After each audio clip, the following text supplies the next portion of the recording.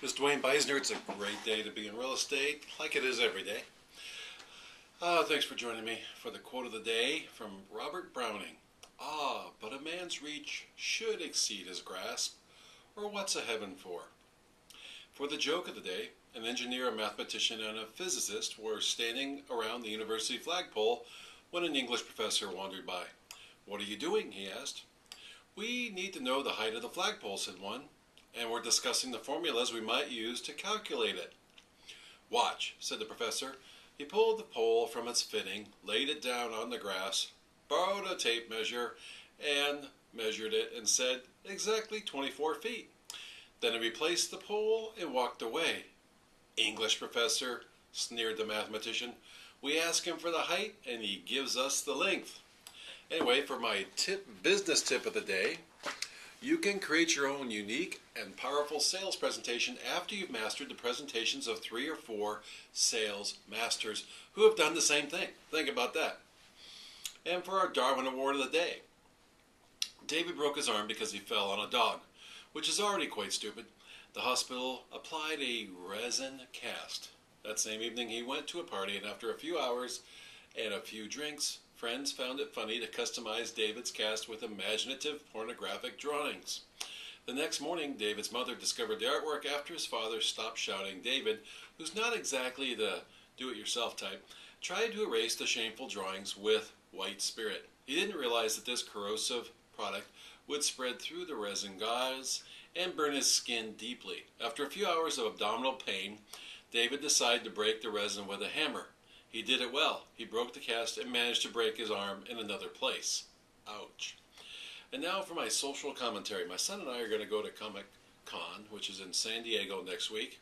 So you might guess that I'm a nerd when it comes to comics, so I couldn't resist this next story. It appears that Green Lantern's alter ego, Hal Jordan, was known as a man who knew no fear. Well, Ryan Reynolds, he is the gentleman who's going to be the star of the upcoming movie of the same name, Green Lantern.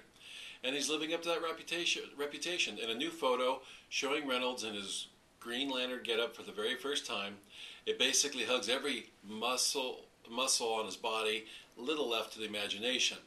The buzz for the next summer's blockbuster in the making reached a fever pitch this week when photos of Reynolds as the Green Lantern emerged, particularly the one that graces the cover of the July 23rd issue of Entertainment Weekly. At first glance, even a casual fan might notice that Reynolds' costume has a painted-on look. That's because it is digitally painted onto the actor's body. For filming, Reynolds' actual costume that he wears on set is full of sensors, much like the suits that athletes wear when lending their on-field moves to video games. After the scenes are shot, the sensors allow for the costume to be added via post-production technology. The reveal of Reynolds' computer-created costume has garnered reactions that range from praise to saying the thing makes Reynolds look a little silly. Anyway, this version of Green Lantern is, thankfully, a far cry from what was almost unleashed upon the world around 5 years ago. Jack Black, a man not known for his physical prowess, was originally cast as Green Lantern in what was to be a spoof described as a zany comedy version a la The Mask. Thank God, personally, that they did not ruin the Green Lantern. I mean, that was my favorite comic book hero when I was a kid. And to make a mockery of that and have Jack Black in there, that would have just been amazingly stupid. But anyway, so Black and Warner Brothers, which is the studio behind the 2011 Green Lantern, eventually scrapped the idea because of pressure from DC Comics. Good. The creators of the Green Lantern. And backlash over Black's casting. Wow, you think? For those not in the know, Green Lanterns, plural, yes, are basically an intergalactic police squad that divide the universe into 3,800 sectors. Hal Jordan, an Earth-based test pilot, is selected by the Green Lantern Corps to patrol Sector 2814. Every Green Lantern is given a power ring that's capable of creating a quasi-energy beam version of whatever the user desires. If Hal Jordan wants to fight crime with a giant corkscrew, the power ring will create a giant corkscrew. Cool. Green Lantern is due for a June 2011 release.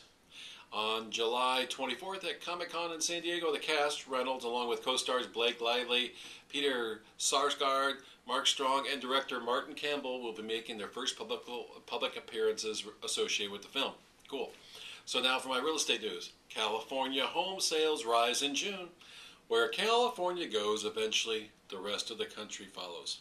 That's why it appears to be good news that the state's home sales rose more than 7% in June compared with May.